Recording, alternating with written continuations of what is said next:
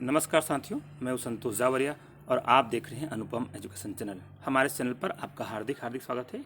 आज के विषय का टॉपिक है समांतर श्रेणियां और सब्जेक्ट है मैथमेटिक्स क्लास 10th।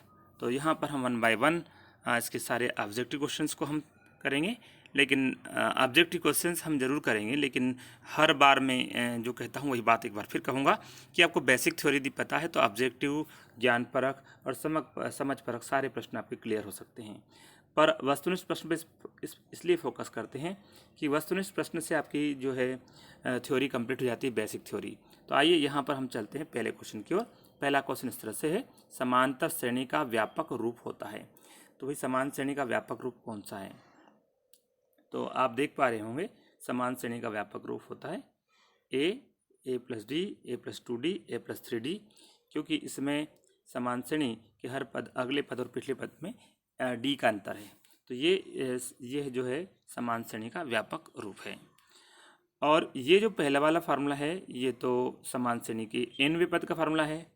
तो और ये है अंत से, ये अंत से सॉरी ये भी प्रारंभ से ही nवें पद का फार्मूला है, लेकिन ये कब, जब उसमें क्या दिया गया हो, प्रथम पद दिया गया हो, तब की बात है।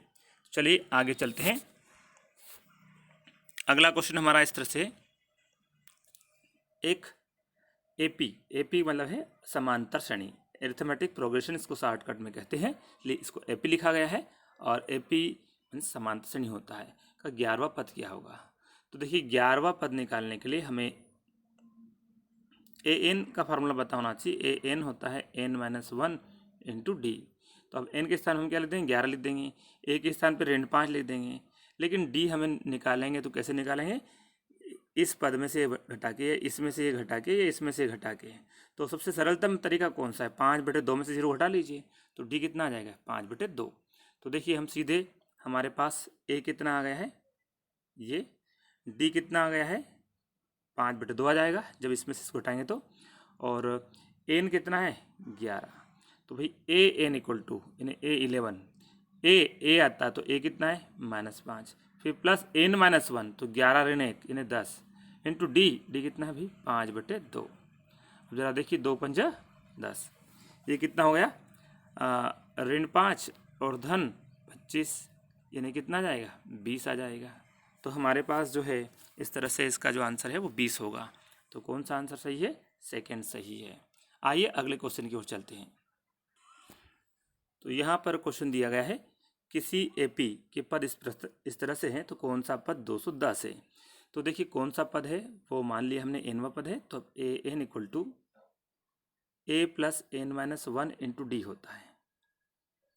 और ए एन का मान दिया गया है हमें 210। अब ए के स्थान पर हम कितना लिख देंगे? 21 प्लस n-1 इंटू डी कितना है? 42 में से 21 घटाएंगे 21, 63 में 42 घटाएंगे 21, तो ये 21 हो गया। अब इसको हम सोल्व करेंगे तो ये 210 और ये 21 और ये 21n माइनस 21, ये 21 से 21 कट जाएगा। अब 21n बराबर 210 है, तो ध्यान दीजिए 21n बराबर 210 है, तो 21n बराबर 210, तो n बराबर 210/21, तो 210/21 ये कितना आ जाएगा? 10। तो हमारा जो राइट आंसर हो क्या रहेगा? 10 रहेगा। तो कौन सा पद है? 10वां पद। यहाँ पर क्या है? 121 है, 210 है। नेक्स्ट क्वेश्चन है, यदि किसी समांतर श्रेणी यानी एपी में यदि ए 3.5, डी 0 और n 101 है तो ए एन पद होगा। तो यानी ए एन यानी 101 पद जो है, 101वां पद जो है वो होगा ए कितना है? 3.5 प्लस n-1, तो n-n के रूप में हमारे पास 101 है, 101 में से कम करेंगे तो 100 इंटू डी हमारा क्या है? 0 है। अब 3.5 और ये जो पद है ये क्या हो जाएगा? 0 हो जाएगा। तो 3.5 प्लस 0 कितना हो जाएगा? 3.5। तो यहाँ पर nवां पद जो है वो कितना रहेगा? 3.5 रहेगा।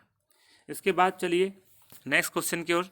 नेक्स्ट क्वेश्चन इस तरह से है, यदि ए पी का सर्वांतर 5 है, यानी डी कितना है 5 है, ये ध्यान रखना, डी 5 है, तो A18 ऋण A13 का मान क्या होगा। तो देखिए A18 हम कैसे निकालेंगे। A18 जो होता है, मैं इसको थोड़ा सा क्लियर लिख दूं, ये चलिए यहाँ पे मैं लिख के दिखा देता हूँ। A18 जो होगा वो इस तरह से होगा, A और 18 है, 18वां पद है, तो n ऋण 1 यानी 17 डी, क्योंकि फार्मूला क्या होता है a प्लस n माइनस 1 होता है। अब n माइनस 1 तो 18 ऋण 1 17 डी। फिर हमें निकालना है 13वां पद, तो वो क्या जाएगा a प्लस 13वां पद जब रखेंगे तो n माइनस 1 रखेंगे तो 13 ऋण 1 यानी 12 डी। अब हमें इसमें से ये फर्स्ट इक्वेशन मान लें और ये सेकंड इक्वेशन मान लें, इसमें इसको घटाएंगे तो ये A18 माइनस A13 हमें आ जाएगा। ए से कट जाएगा, 17 डी में से 12 डी चले जाएंगे तो 5 डी बचेगा। और यहाँ डी का मान कितना दिया है, हमें सर्वांतर कितना दिया है 5 दिया है, तो 5 × 5 इट मीन्स कितना हो जाएगा 25। तो राइट आंसर कौन सा होगा, थर्ड वाला होगा, 25 होगा। इसके अगले क्रम में चलते हैं। तो अगला क्वेश्चन इस तरह से है, एपी का सर्वांतर क्या होगा, जिसमें A18 ऋण A14 कितना होता है 32 होता है। तो अभी हमने देखा A18 जो होगा उसमें A प्लस 17 डी आएगा और A14 जो होगा वो A प्लस 13 डी होगा। तो कुल मिलाकर 17 डी में से 13 डी हमें घटाना है, तो हमारे पास आ जाएगा 4 डी बराबर 32।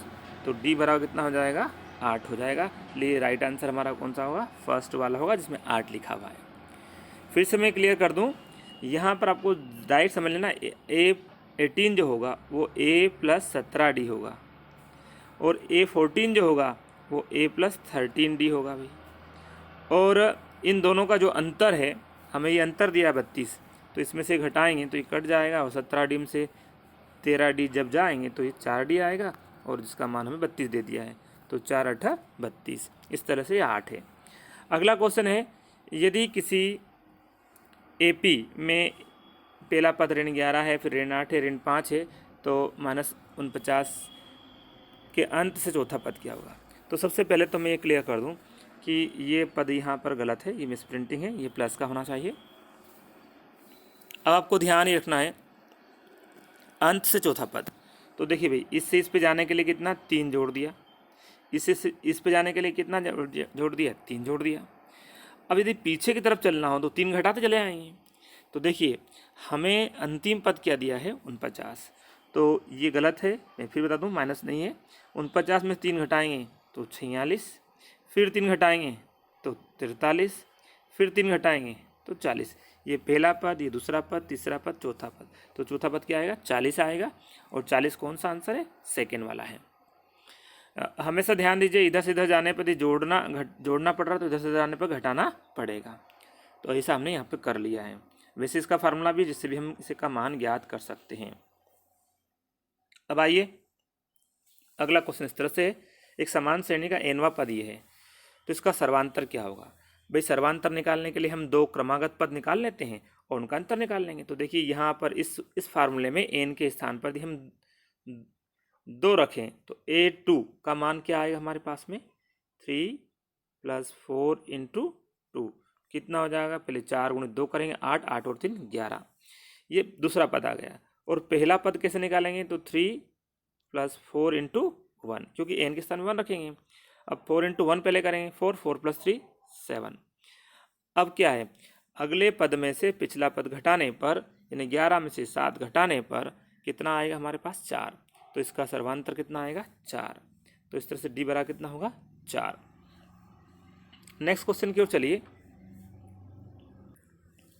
यहाँ पर नेक्स्ट क्वेश्चन इस तरह दिया गया है, पी क्यू आर ए समान श्रेणी है और आर माइनस क्यू बराबर होगा। तो देखिए पी क्यू आर एस समान श्रेणी है। अब समांतर का मतलब इनमें इनका अंतर समान है, तो हमें पी माइनस क्यू उतना ही रहेगा जितना कि आर माइनस क्यू उतना ही रहेगा जितना कि एस माइनस आर। अब हमें यहाँ क्या दिया है, P minus R minus Q दिया है, तो आर माइनस क्यू, तो आर माइनस क्यू किसके बराबर होना चाहिए, तो ये एस माइनस आर के बराबर होना चाहिए। आर माइनस क्यू किसके बराबर होना चाहिए, एस माइनस आर के बराबर, क्योंकि समान श्रेणी में हर अगले पद का पिछले पद से अंतर समान होता है। तो यहाँ पर फिर बता दूँ मैं, पी क्यू आर एस, यहाँ पूछा गया है आर माइनस क्यू का अंतर, तो ये वही अंतर रहेगा जो एस माइनस आर का होगा, इसलिए हमारा राइट आंसर कौन सा है, थर्ड वाला है। नेक्स्ट क्वेश्चन की ओर चलते हैं। यह भी हमने कुछ देर पहले क्वेश्चन किया है, वही रिपीट हुआ है। इसमें मिस प्रिंटिंग क्या थी, ये थी, और इसका राइट आंसर क्या आएगा, 40 आएगा, सही है। उसके बाद में नेक्स्ट क्वेश्चन है, यदि किसी एपी में डी इतना है, एन 7 मतलब डी ऋण 4 है, एन 7 है, तो ए एन 4 है, तो ए का मान क्या होगा भाई, तो ए एन 4 है तो हम लिखते हैं ए एन बराबर A plus N minus 1 into D. इसमें हम क्या रखेंगे, ए के स्थान ए एन कितना दिया हमें 4, तो ये हम लिख दिया 4, ए कितना दिया है, ए को ए लिखेंगे। अब अगला आता है एन माइनस 1, तो एन कितना 7, 7 ऋण 1 6, और 6 डी, और डी कितना भाई ऋण 4, तो ये रख दिया ऋण 4। अब इधर क्या है, हल करें इसको, तो यहाँ पर ये 4 और ए 4 बराबर, मैं यहाँ आपको क्लियर कर दूँ थोड़ा सा इसको, ये 4 बराबर यहाँ हो जाएगा ए, और ये गुणा जो है ये कितना जाएगा -24, थोड़ा क्लियर लिख दो, -24। अब इससे ए निकालेंगे तो इस ऋण 24 को उधर ले आएंगे, तो पहले से उधर 4 है, तो 24 और 4 28, तो इस तरह से क्या हो जाएगा, ये 28 आएगा। राइट आंसर कौन सा है, फोर्थ है। नेक्स्ट क्वेश्चन है, नेक्स्ट क्वेश्चन भी इसी तरह से है, ये भी क्वेश्चन वही है, रिपीट हुआ है। अगला क्वेश्चन देखिए, यहाँ पर आपसे क्या कहा गया है, यदि ए पी यानी समान श्रेणी इस तरह से हैं तो पी का मान कौन सा होगा। भाई समान श्रेणी में अगले पद का अंतर पिछले पद के बराबर होता है, तो 7p में से 3p प्लस 4 घटाएंगे, तो देखिए 7p में से 3p जाएंगे तो क्या बचेगा 4p, और 1 माइनस 4 करेंगे तो -3, ये इसमें से घटाया। अब इसमें से घटाएंगे तो ये भी बराबर रहेगा, तो 12p में से 7p चले जाएंगे तो ये 5p, और ऋण 5 में से ऋण 1 जाएगा तो ऋण 6 बचेगा। अब हमें क्या निकालना, p का मान। इन दोनों p पदों को एक तरफ करेंगे, तो देखिए ऋण 6 को इधर लाएं तो ये ऋण 3 तो ऑलरेडी है और ये धन 6 हो गया, और ये 5p इस 4p को उधर ले गए तो ये -4p। अब यहाँ क्या बचेगा, ये दोनों हल होकर 3 आएगा, और 5 में से 4p जाए तो p आएगा, तो 3 बराबर p या p बराबर 3, तो राइट आंसर कौन सा है, सेकेंड वाला है, इसमें p की वैल्यू 3 दी गई है। इसके बाद चलिए अगला क्वेश्चन आपको दिखाएं, लेकिन उससे पहले मेरे आप लोगों से रिक्वेस्ट है कि हम यहाँ पर आपको हर प्रश्न को सोल्व करके दिखा रहे हैं और उसमें उपयोग आने वाली बेसिक थ्योरी के फार्मूले बता रहे हैं। इसलिए हमारे आप लोगों से रिक्वेस्ट है कि यदि आपने हमारे चैनल को अब तक सब्सक्राइब नहीं किया है तो सब्सक्राइब अवश्य कर लें, क्योंकि इसके बाद हम आपको अन्य जो महत्वपूर्ण क्वेश्चन हैं वो भी बताएंगे जो परीक्षा की दृष्टि से बहुत महत्वपूर्ण हैं। तो अगला क्वेश्चन इस तरह से है, प्रथम 20 विषम प्राकृत संख्याओं का योग। तो प्रथम 20 विषम प्राकृत संख्या कौन कौन सी है, पहली 1 है, उसके बाद 3 आती है, उसके बाद 5 आती है, और इस तरह से हम आगे बढ़ेंगे 7, और हम जब 80 पर पहुंचेंगे तो उससे पहले 39 आता है। तो ये जो है 20 विषम प्राकृत संख्याएँ हैं, कितनी है 20 विषम प्राकृत संख्याएँ, सॉरी हमें यहाँ पे पूछा गया है 20 विषम प्राकृत संख्याएँ। तो पहली 1, उसके बाद 3, उसके बाद 5, और ऐसे जब हम बढ़ेंगे तो 40 से पहले हमारे पास क्या है 39 है, और 39 1 से 39 तक हमारे पास कितनी ये 20 विषम प्राकृत संख्याएँ हो जाती है। इसमें अब हमें योग निकालना है, तो योग का फार्मूला होता है एस बराबर n/2 a प्लस एल। ए यानी प्रथम पद जो 1 है, और एल मतलब अंतिम पद जो कि 39 है, तो यहाँ क्या लिखेंगे 1, और यहाँ लिखेंगे क्या 39, और यहाँ n के स्थान में कितने लिखेंगे 20/2, n/2 यानी 20/2। तो अब हमारे पास क्या 20/2 का मतलब हो गया 10, और ये जो वाली टर्म है 39 धन 1 40, 40, तो यहाँ पर 40 और 10 का गुणा हो जाता है 400। तो हमारा राइट आंसर क्या होगा? 400 होगा। तो इस तरह से आप देख पा रहे हैं 400 किस में दिया गया है? फर्स्ट वाले आंसर में दिया गया है, इसलिए इसका राइट आंसर क्या होगा? फर्स्ट होगा, 400 होगा। नेक्स्ट क्वेश्चन की ओर चलते हैं। नेक्स्ट क्वेश्चन इस तरह से है, यदि एपी में इस तरह से पद दिए गए हों तब ए प्लस बी का मान क्या होगा? तो देखिए भाई, हम यहाँ पर बता दें कि समांतर श्रेणी में अगले पद और पिछले पद का अंतर समान होता है। तो शुरू के दो पद देखें तो उनका अंतर क्या होगा? अगले में से पिछला घटाया। फिर बराबर क्या होगा? अगले दो पद देखें तो अगले में से पिछला घटाया। तो ये बराबर होता है। अगले दो दो पदों का अंतर क्या है? क्रमागत पदों का अंतर हमेशा क्या होता है? समान होता है। तो अब इसको हमें क्या है? ए और इस माइनस बी को उधर लेके आएंगे, क्योंकि हमें ए प्लस बी का मान निकालना है। तो माइनस बी को उधर लेके आए तो प्लस बी हो जाएगा, और ये ऋण 3 और उधर का ऋण 18 उधर ले जाएगा, धन 18 हो जाएगा। तो इस तरह से ए प्लस बी बराबर कितना आ जाएगा? 15 आ जाएगा। तो हमारा राइट आंसर कौन सा है यहाँ पर? ए प्लस बी बराबर 15। लेकिन वो कौन सा आंसर है? फर्स्ट वाला आंसर है, इसलिए फर्स्ट सही है। इसके अगले क्रम में हमारा अगला क्वेश्चन इस प्रकार से, इसमें पूछा गया है कि श्रेणी ये दी गई है का पीवा पद क्या है? तो ए एन एनवा पद क्या होता है भाई? A plus N minus 1 into D. अब हमें एनवा पद ना पूछकर पीवा पद पूछा रहा है, तो ए पी लिखेंगे और यहाँ लिखेंगे ए ही है, और एन के स्थान पे क्या लिखेंगे? पी माइनस 1, और सर्वांतर इसका कितना है? ए प्लस डी में से ए घटाएंगे डी, तो ये आएगा। तो A plus P minus 1 into D किस में दिया गया है?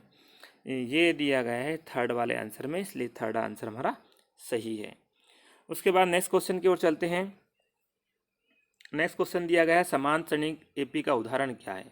तो इसमें से कौन सा जो है आपको समान श्रेणी नज़र आ रही है? तो आप सरलतम ऑप्शन को पहले चेक करें। सबसे सरलतम ऑप्शन ये दिख रहा है आपको, 2a में से a घटाएंगे ए आएगा, फिर 2a में से 3a में से 2a घटाएंगे तो ए आएगा, 4a में से 3a घटाएंगे तो ए आएगा। नहीं, अंतर समान आ रहा है, इसलिए फोर्थ आंसर है हमारा सबसे सूटेबल आंसर है, और वही सरल है, और वही यहाँ सीधे सीधे प्राप्त हो गया है। उसके बाद देखिए, किसी एपी का सर्वांतर होता है, कैसे होता है? धनात्मक होता है, ऋणात्मक होता है, शून्य होता है, तीनों ए बी सी, तो ये तीनों हो सकता है। अब वो कैसे होता है? देखिए, यदि मैं पहले बताऊं 3, 3 के बाद 6, 6 के बाद 9, 9 के बाद 12, तो यहाँ पर ये समान श्रेणी है। इसमें हर अगले पद में और पिछले पद में कितना अंतर है? 3 का। अगले और पिछले में 3 का अंतर, तो ये एपी है, अर्थमेटिक प्रोग्रेशन है। यदि मैं इसको उल्टा दूं, 12, 9, 6, 3, तो अगले में से पिछला, अगले में से पिछला, अगले में से पिछला पद घटाएंगे तो सर्वांतर कैसा आएगा? माइनस का आएगा। ये धनात्मक भी हो सकता है, ऋणात्मक भी हो सकता है। अब आगे चलते हैं, शून्य कैसे हो सकता है? एक समान श्रेणी है 3, उससे अगला पद 3, उससे अगला पद 3, उससे अगला पद 3, उससे अगला पद भी 3, ऐसे चलती आ रही है। तो इसके इस पद में कितना अंतर? 0 का। इसके इस पद में कितना अंतर? 0 का। इसके अगले पद में पिछले पद में कितना अंतर? 0 का। तो अंतर कैसा आ रहा है? समान आ रहा है, चाहे वो कुछ भी आ रहा हो, चाहे 0 आ रहा हो। तो ये क्या है? समांतर श्रेणी है, क्योंकि इसके पदों का अंतर समान है। इन पदों का अंतर क्या है? समान है। इसलिए किसी एपी का सर्वांतर जो है धनात्मक भी हो सकता है, ऋणात्मक भी हो सकता है, शून्य हो सकता है। उपरोक्त तीनों आंसर यहाँ पर सही है। आगे चलिए, इसका सर्वांतर क्या होगा? यहाँ पे इसको हम सोल्व करें, इसका सर्वांतर क्या होगा? तो सर्वांतर कैसे निकालते हैं? a2 minus a1। अगले पद में से पिछला घटाएंगे तो a2 माइनस a1 डी, ये पहला ही आंसर सही है। और देखिए, a2 माइनस a1 यहाँ पे वही दिया है, सही है दूसरा भी। और इस अगला दिया इसने a3 प्लस a4। देखिए यहाँ पर इसमें दो आंसर सही दे दिए हैं। हो सकता है एक में प्लस हो, पर चूंकि यहाँ दोनों आंसर सही है, हो सकता है इसमें प्लस लगाना भूल गया, इसलिए आंसर एक सही होता। लेकिन यहाँ दोनों आंसर सही है, तो ये और ये दोनों सही है। ये बाय मिस्टेक उसको एक आंसर सही देना था, लेकिन दो आंसर सही सेम टू सेम दे दिए, इसलिए दोनों आंसर यहाँ सही है। उसके बाद अगले क्वेश्चन पर चलते हैं। वह एपी जिसका तीसरा पद 5, सातवां पद 9 निम्न में से है। तो देखिए भाई, कैसे निकालेंगे? तीसरा पद 5 और सातवां पद 9 है, तो इसको हम कैसे सोल्व करेंगे? ये सोल्व करके आपको दिखाते हैं। यहाँ पर इसको हम तीसरा पद 5 और पाँचवा पद 7, तो ये देखिए a3 कितना है? 5 है, और A3 को कैसे लिखेंगे? A3 को लिखते हैं हम A+2D = 5। ये A3 = 5 इसलिए A+2D मैं सीधे लिख देता हूँ। तीसरा पद 5 है तो तीसरा पद A3 को लिखेंगे A+2D = 5। सातवां पद 9 है तो सातवें को लिखेंगे A+6D। कितना होगा भाई? 9। अब इसमें से घटा लेंगे तो A में से A जाएगा, ये तो कट जाएगा। 6D में से 2D चले जाएंगे, मतलब फर्स्ट इक्वेशन ये है और सेकंड इक्वेशन ये है। सेकंड में से फर्स्ट को घटा रहे हैं तो 6D में से 2D चले जाएंगे तो 4D, और 9 में से 5 जाएंगे तो 4, तो 4D = 4, तो D बराबर कितना जाएगा? 1। तो D कितना हो गया? 1 हो गया। अब D 1 हो गया तो हमें क्या दिया है? तीसरा पद यानी A+2D = 5। अब D कितना आया? 1 आया है तो 2 × D को लिख देंगे 1 = 5। तो A बराबर कितना हो जाएगा? 5 - 2, ये 2 × 1 2 आएगा, उधर जाके -2 जाएगा, तो A = 3। अब A = 3 और D = 1, A = 3 और D = 1 किस में है भाई? A = 3, पहला पद 3 किस में आया है? इसमें आया है। और अगला पद कैसे आएगा? D में 1 और जोड़ देंगे, 3 + 1 कर देंगे तो 4 आ जाएगा, अगला पद आएगा, ये 4 आ गया। और 4 + 1 कर दें तो 5 आ जाएगा, वो आ रहा है। फिर 6 + 1 कर दें तो ये जो पहला आंसर है वही हमारा क्या सही आंसर है। तो यहाँ पर आप देख पा रहे हैं कि इसका जो तीसरा पद 5 है, वैसे भी हम सीधा सीधा इसका अवलोकन कर सकते हैं। तीसरा पद 5 दिख रहा है आपको, है ना, लेकिन उपरोक्त में कोई नहीं भी था इसलिए इसको हमें हल करना पड़ा। तो तीसरा पद 5 है और इस तरह से इस श्रेणी को हम सीधे आंसर से भी चेक कर सकते हैं और भी आसान पड़ेगा। चलिए वैसे आप खुद करना। अगले क्वेश्चन पर चलते हैं। दी गई AP में पदों की संख्या होगी, भाई कितने पद होंगे? तो इसको कैसे हल करेंगे? ये जो है ये अंतिम पद है, तो अंतिम पद जो है वो 78 है और हमारे पास A कितना आ गया यहाँ पर? 3। D कितना आ गया? 8 में से 3 घटा लेंगे तो अगले में से पिछला घटाएंगे तो ये 5 आ गया। अब हमारे पास अंतिम पद है, जो अंतिम पद nवां मान लिया, वो कितना है? 78 है। और ये क्या हो जाएगा? A + n - 1 × D बराबर कितना? 78 है। अब इसको हम कैसे हल करेंगे? तो देखिए इसको आपको यहाँ हल करके हम दिखाते हैं। हमारे पास हमने A और D पहले ही निकाल लिया है। मैं यहाँ जगह बना लेता हूँ ताकि आपको बात समझ में आ जाए कि इसको कैसे हल करना है। सॉरी, मैं इसको थोड़ा क्लियर कर लूँ ताकि यहाँ आपको आसानी से दिखा सकूँ। तो देखिए A हमारे पास कितना है? 3, इसमें मान रखेंगे 3। और n कितना है? n को n लिखेंगे, n - 1 × D कितना हमारे पास? 5। 8 में 3 गए तो 5 बराबर कितना है? 78। अब इसको हल करें हम, तो कैसे हल करेंगे? फिर मैं मिटा दूँ, इसको थोड़ा सा मिटाना पड़ेगा मुझे। अब मैं यहाँ इसको मिटा कर आपको क्लियर कर देता हूँ। मेरे पास स्पेस कम है, यहीं मैं मिटा दे रहा हूँ और यहीं हल कर दे रहा हूँ। चलिए ये दिखाता हूँ आपको। इसको हल करेंगे तो ये भाई कितना आ जाएगा? 3 और ये 5n - 5 = 78। तो यहाँ पर ये 5n और इस 3 और 5 से -2 आएगा, उस -2 को उधर ले जाएंगे तो +2 हो जाएगा उधर जाके, और 78 और 2 80 हो जाएंगे। तो n बराबर 80/5 यानी कितना आ जाएगा? 16 आ जाएगा। तो हमारा राइट आंसर कौन सा भाई? ये फर्स्ट वाला है। इसके बाद अगले क्रम में चलते हैं। यदि ABC AP में है तब BC एक का समांतर माध्य होगा। तो BA तथा C का समांतर माध्य क्या होगा? फिर से पढ़ लीजिए। यदि ABC AP में है तब BA तथा C का समांतर माध्य होगा, तो वो क्या होता? देखिए वो होगा B = A + C/2। अब ये कैसे आता है?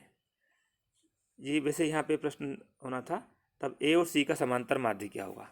ये यहाँ पे प्रश्न मिसप्रिंट है, तो आपको सीधे समझ लेना तब A और C का समांतर माध्य क्या होगा।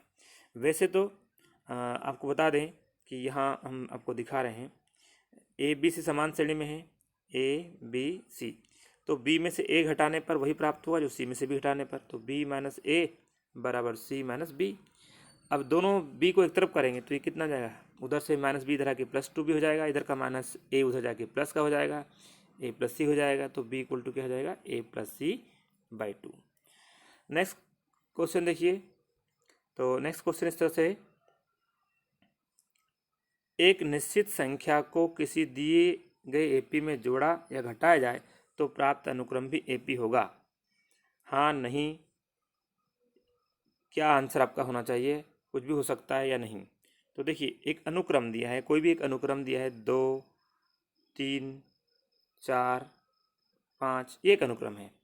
इसमें एक संख्या जोड़ दें या घटा दें, चलो हम इसमें जोड़ देते हैं, 2 2 जोड़ दें सब में, इसमें 2 जोड़ दें तो कितना आ जाएगा 4, इसमें 2 जोड़ दें तो कितना हो जाएगा 5, इसमें 2 जोड़ देंगे तो ये कितना हो जाएगा 6, इसमें 2 जोड़ देंगे तो कितना हो जाएगा 7। अब देखो ये भी क्या है, समांतर श्रेणी है, इसलिए क्या है, हाँ हमारा आंसर क्या होगा, सही होगा। तो इसका राइट आंसर कौन सा है, फर्स्ट वाला है। तो इस तरह से हमने आपको इस चैप्टर के जो क्वेश्चंस हैं उनको ऑब्जेक्ट क्वेश्चंस को सोल्व करके बताया है। बेशक यदि आप इस चैप्टर में आने वाले फार्मूलों को मैं एक बार आपको लिख के दिखा दूं, जो फार्मूले हैं उन्हें आप देख लेंगे तो आपको समझ परक और ज्ञान परक प्रश्नों को हल करने में भी कोई दिक्कत नहीं होगी। तो आइए मैं यहाँ पर आपको इसके जो महत्वपूर्ण क्वेश्चन हैं इस चैप्टर के वो लिख के देता हूँ। इसका एक फार्मूला होता है A N equal to A plus N minus one into D. ये होता है nवां पद निकालने के लिए।